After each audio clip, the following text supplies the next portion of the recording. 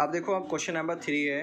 Question number 3 कह रहा है कि in the given figure Q P R is the right angle triangle and P M is an altitude given Q R 8 centimetre and M Q is 3.5 metre, calculate the side P R. ठीक है, देखो इस तरह से एक triangle हमने बनाएंगे। ये कोई ट्रायंगल बना हुआ है वैसे भी, तो ट्रायंगल बना हुआ है। देखो ये पी क्यू आर ये क्या है, एक राइट एंगल ट्रायंगल है। क्यू पी आर एक राइट एंगल है, यानी कि पी पे ये 90 डिग्री है, तो यहाँ से पी एम आर भी 90 डिग्री। देखो मैंने लेट कर लिया है, ये जो पी आर एम है वो मैंने थीटा लेट कर लिया है, थीटा लेट कर लिया है। तो जब पी एम आर ये थीटा है, ये 90 है, तो ये क्या हो जाएगा 90 माइनस थीटा होगा। वो कैसे होगा मैंने यहाँ पर समझा दे रखा है। तो एंगल सम प्रॉपर्टीज है, पी आर एम क्या है, थीटा लेट किया है मैंने, तो angle P plus angle 90 plus angle Q equal to क्या आ जाएगा 180 डिग्री आ जाएगा। तो यहाँ से एंगल पी इक्वल टू क्या आ जाएगा 180 डिग्री आ जाएगा। एंगल पी क्या आ जाएगा 180 माइनस 90 माइनस थीटा। ठीक है, तो 180 में से 90 माइनस करेंगे तो 90 माइनस थीटा, तो एंगल पी क्या आ जाएगा यहाँ पर 90 माइनस थीटा। ठीक है, तो एंगल पी 90 माइनस थीटा। अब ये देखो एंगल पी भी पूरा 90 है, तो ये 90 माइनस थीटा है, तो ये थीटा होना पड़ेगा इसको, क्योंकि दोनों को सम करेंगे तभी तो ये 90 आएगा। तो ये 90 माइनस थीटा, तो ये थीटा आ जाएगा।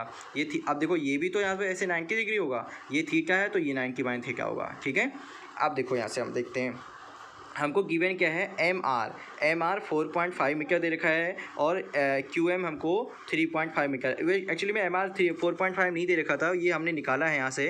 टोटल यहाँ से हमको क्यू आर की लेंथ 8 मीटर दे रखी थी। ठीक है, तो क्यू एम क्या है 3.5, तो यहाँ से हमने एम आर निकाल लिया है 4.5, 8 में से 3.5 माइनस करके। ठीक है, अब देखो यहाँ से हम क्या करेंगे, अब हम एंगल प्रॉपर्टी यूज करेंगे किस ट्रायंगल में, पी एम और क्यू में। ठीक है, पी एम क्यू में, इन ट्रायंगल हमने किस में देखा, पी एम क्यू में देखा। तो यहाँ से हम क्या किया tan 90 पी एम क्यू में, एक्चुअली में इसमें लो in triangle P Q M में। ठीक है, पी क्यू एम में। ठीक है, एक्चुअली मैंने वीडियो पहले बनाई थी, तो इस सेम प्रोसेस जो पहले मैंने वीडियो में बोली थी बनाई थी, लेकिन वीडियो मैंने उसको ऑन नहीं की, तो इसलिए मैं बनाते लिखते चला गया, तो उसे वीडियो नहीं बनी। तो मैं फिर से इसको ऐसे एक्सप्लेन कर दे रहा हूँ। तो देखो पी क्यू एम, तो tan 90 माइनस थीटा, तो tan 90 माइनस थीटा क्या होगा, यहाँ से tan 90 माइनस tan थीटा क्या होता है, परपेंडिकुलर अपॉन में बेस, मतलब पी एम अपॉन में एम क्यू हो जाएगा। तो पी एम अपॉन में एम क्यू, पी एम हमको पता नहीं है, पी एम रख देंगे। और tan 90 माइनस थीटा आपने क्लास 9 पढ़ा होगा, तो tan 90 माइनस थीटा क्या होता है, cot थीटा होता है।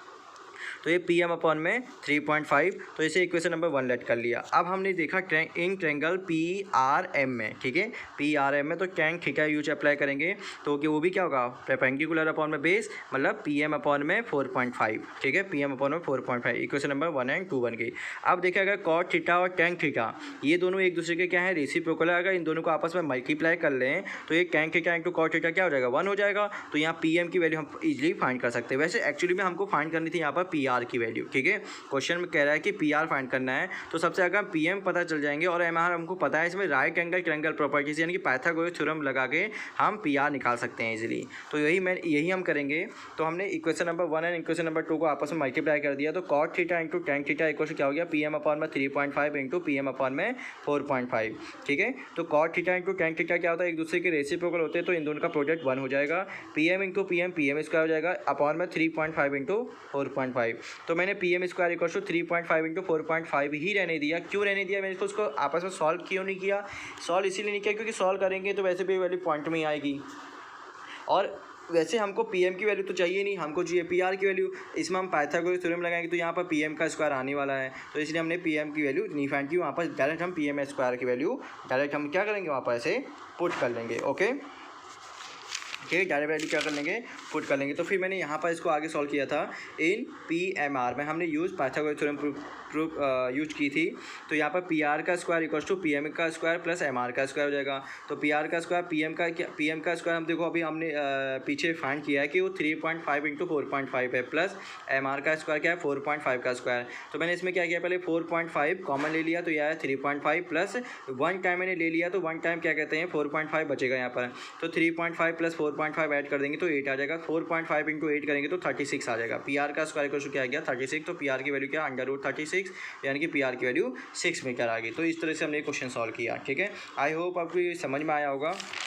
अगर हम क्वेश्चन नंबर 2 देखें, क्वेश्चन नंबर 2 कह रहा है कि a bird is perched on the top of a tree 20 metre high and its angle of elevation from the point on the ground is 45 degree. The bird flies off horizontally straight away from the observer and in 1 second and the angle of the elevation of the bird reduced to 35 degree. find the speed of the bird. ठीक है, जैसे कह रहा है कि ये tree है, ठीक है, ए बी लेट कर लिया मैंने, ए बी क्या है, एक ट्री है, और यहाँ पर बर्ड क्या है, परसों बैठी हुई है. ठीक है, तो यहाँ से किसी इसके सामने से किसी पॉइंट से वो जो एंगल ऑफ एलिवेशन है, यानी कि यहाँ से देखो कोई मैन है, आप इसे देख रहा है यहाँ से कि ये एंगल ऑफ एलिवेशन क्या है, 45 डिग्री बन रहा है. ठीक है, तो ये एंगल ऑफ 45 डिग्री दे रखा है. अब कह रहा है कि ये बर्ड क्या कहते हैं, 1 सेकंड तक यहाँ से इसके हॉरिजॉन्टली क्या करती है, फ्लाई करती है, 1 सेकंड तक उड़ती है.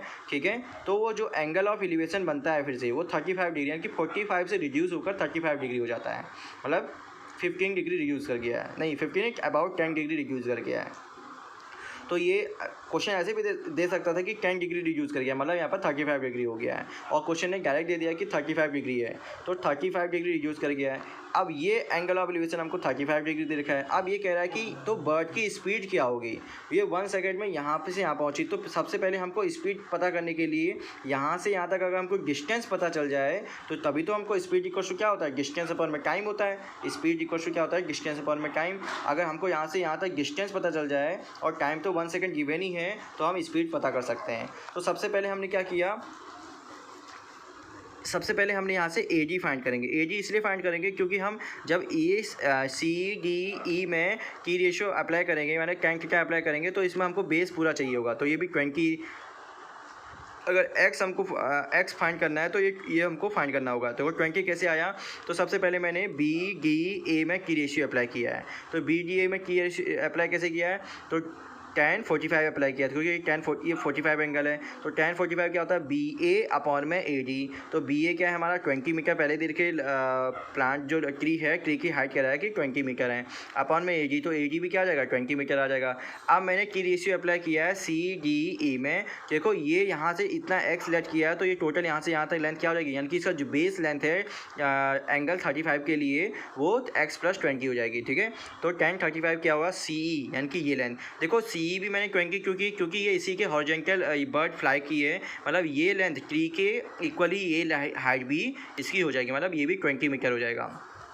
तो ये सी अपॉन में ई हो जाएगा. ठीक है, और tan 35 आप अपने पीछे उसमें जो tan है, कॉस है, साइन की उसमें टेबल देखेंगे, tan की टेबल देखेंगे, तो tan 35 की वैल्यू होती है 0.7002. ठीक है, तो सी अपॉन में ई, तो सी की वैल्यू क्या है, 20 है, ई की वैल्यू क्या है, x+20 आई. ठीक है, x+20 आई, यहीं से हमको x फाइंड करना है. तो इसको इसमें क्रॉस मल्टीप्लाई किया, फिर 0.7002 को मैंने x से मल्टीप्लाई किया तो आया 0.7002x प्लस इसको इससे मल्टीप्लाई किया तो ये क्या आ गया, 14 पॉइंट समथिंग आ जाएगा. ठीक है, 14 के आसपास आएगा. ठीक है, तो 0.7002x, तो ये आ गया 20 - 14 यानी कि 6 आ जाएगा. ठीक है, तो x इक्वल टू क्या आएगा, 6 अपॉन में 0.7002. जब इसको डिवाइड करेंगे तो x की वैल्यू आ जाएगी 8.57 मीटर. अब देखो यहाँ से यहाँ तक क्या कहते हैं, ए पॉइंट से ई पॉइंट तक की डिस्टेंस हमको पता चल चुकी है कि 8.57 मीटर है. और ये हमको क्वेश्चन में मेंशन है कि ये ए से ई तक इसको जाने में 1 सेकेंड का टाइम लेती है. तो इसकी स्पीड क्या होगी, तो स्पीड के लिए हमको पता होना चाहिए डिस्टेंस अपॉन में टाइम. डिस्टेंस क्या है, 8.57 है, टाइम क्या है 1 सेकेंड लिया, तो 8.57 अपॉन में 1 करेंगे तो क्या आ जाएगा 8.57 मीटर पर सेकेंड, यानी कि बर्ड की स्पीड क्या हो जाएगी, स्पीड ऑफ द बर्ड क्या है 8.57 मीटर पर सेकेंड. ठीक है, इसी तरह का एक क्वेश्चन और है. दूसरा क्वेश्चन क्या है, a man standing on a cliff observe a ship at a angle of the depression 30 degree approaching the shore just beneath him 3 minute later the angle of the depression of the ship is 60 degree. How soon will it reach the shore. ठीक है, ये कह रहा है कि जैसे कि ये एक मैन है, वो क्या कहते हैं क्लिफ, यानी कि चट्टान पे ऐसे, यानी कि किसी चट्टान पे ऐसे खड़ा है यहाँ से. ठीक है, अब वो वहाँ सामने से क्या कहते हैं सी, वो है पूरा सी है, सी से आती हुई क्या कहते हैं किसको देख रहा है, शिप को देख रहा है. तो वहाँ से ऊपर से देख रहा है, तो यानी कि जो नीचे ऊपर से नीचे देख रहा है, तो ये जो एंगल ऑफ डिप्रेशन बना हुआ है, एंगल ऑफ डिप्रेशन हमको गिवन है यहाँ पर, एंगल ऑफ डिप्रेशन ये हमको दे रखा है कि ये क्या है 30 डिग्री है. यहाँ पर यहाँ से ये क्या है, ये एंगल ऑफ डिप्रेशन क्या है 30 डिग्री है. ठीक है। आप कह रहा है कि 3 मिनट बाद क्या होता है कि वो शिप क्या है वो हमारा गी पॉइंट पे पहुंच गई, ठीक है। तब वो एंगल ऑफ डिप्रेशन हमको क्या दिख रहा है, 60 डिग्री दिख रहा है, ठीक है, 60 डिग्री दिख रहा है। तो पता करना है कि ये इस कितनी ऊपर, यानी सॉरी हमको पता करना है कि सी से ए पर आने में उसको कितना टाइम लगेगा। यहाँ से यहाँ आने में उसको 3 मिनट दे दिया है, तो हमको यहाँ से यहाँ तक आने में कितना टाइम लगेगा ये फाइंड करना है, ठीक है। तो कैसे करेंगे, सबसे पहले देखो हमको ये पता होना चाहिए alternate interior angle property use करेंगे। तो ये 30 है तो ये भी 30 होगा, और ये पूरा 60 है तो यहाँ पर ये भी एंगल हमारा 60 होगा, ठीक है। अब देखो स्पीड इक्वल टू क्या होता है, डिस्टेंस अपॉन में क्या है, मैंने स्पीड वी लेट कर लिया है, डिस्टेंस गी लेट कर लिया है, टाइम की लेट कर लिया है। तो देखो यहाँ से यहाँ तक डिस्टेंस कितनी होगी, सी से डी तक, वो होगी हमारी डिस्टेंस का डी रख दिया, टाइम का 3 रख दिया। तो यहाँ से डिस्टेंस क्या हो जाएगी 3 इंटू वी, मतलब 3 हो जाएगी, डिस्टेंस क्या आ जाएगी 3 इंटू वी आ जाएगी, ठीक है। तो मैंने tan 30 अप्लाई किया, तो tan 30 क्या होता है हाइट अपॉन में बेस, ठीक है। तो हाइट क्या है h है, और बेस क्या है VT प्लस 3v, तो VT प्लस 3v, और tan 30 की वैल्यू क्या होती है 1 अपॉन में √3 होती है। tan 30 की वैल्यू क्या होती है 1 अपॉन में √3 upon equals to h upon में VT प्लस 3v। इसको फिर आगे हमने देखो सॉल्व किया है, इधर सॉल्व किया है। तो 1 अपॉन में √3 इक्वल्स टू h अपॉन में VT प्लस 3v, तो ये इक्वेशन क्रॉस मल्टीप्लाई कर लिया है। तो VT plus 3v equals to √3h, यानी कि इक्वेशन नंबर 1 लेट कर लिया है। अब मैंने इंक एंगल BDA में देखा है, किस में देखा है BDA, ठीक है। तो BDA में देखो अब अप्लाई करेंगे तो tan 60 डिग्री अप्लाई करेंगे, क्या अप्लाई करेंगे 60 डिग्री। तो tan 60 डिग्री इक्वल टू क्या आएगा h अपॉन में VT, h अपॉन में VT। तो देखो tan 60 डिग्री की वैल्यू क्या होती है √3 होती है, h अपॉन में VT। तो यहाँ से h क्या आ जाएगा VT √3, जो h की वैल्यू आई है अब इक्वेशन नंबर 1 में पुट कर देंगे, ठीक है। देखो इक्वेशन नंबर 1 हम यहाँ पर पुट कर लेते हैं, देखो ठीक है। तो पुट किया h की वैल्यू इक्वेशन नंबर 1 में, तो ये आ जाएगा VT plus 3v equals to √3, और h की वैल्यू क्या है VT √3, VT √3।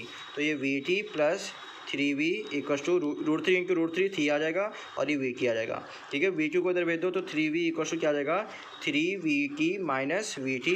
तो 3vt में से VT माइनस करेंगे तो 2vt आ जाएगा, तो 2vt equals to 3v, v से v कैंसिल हो जाएगा। तो देखो तो 3 इक्वल्स टू क्या आ जाएगा 2t आ जाएगा, तो t इक्वल्स टू क्या आ जाएगा 3/2, यानी कि यहाँ से देखो 3/2 आ जाएगा, ठीक है। क्या आ जाएगा 3/2। इसका मतलब ये हुआ कि ये यहाँ से यहाँ तक आने में इसको कितना टाइम लगेगा 3/2 मिनट लगेगा, ठीक है, 3/2 मिनट लगेगा। लेकिन हमको सी से ए तक टोटल डिस्टेंस पूछा है, तो टोटल देखो तो क्या होगा 3/2 प्लस ये यहाँ से यहाँ तक इसको आने में लगा था 3 मिनट का टाइम के टोटल ऐड अगर करें तो 3 2 जा 6 3 9/2, यानी कि ये आपका आंसर आएगा 4 होल 1/2 मिनट का इसको टोटल टाइम लग जाएगा, ठीक है। तो ये क्वेश्चन इस तरीके से हमको सॉल्व करना था। आई होप आपको ये समझ में आया होगा, ठीक है। Thank you.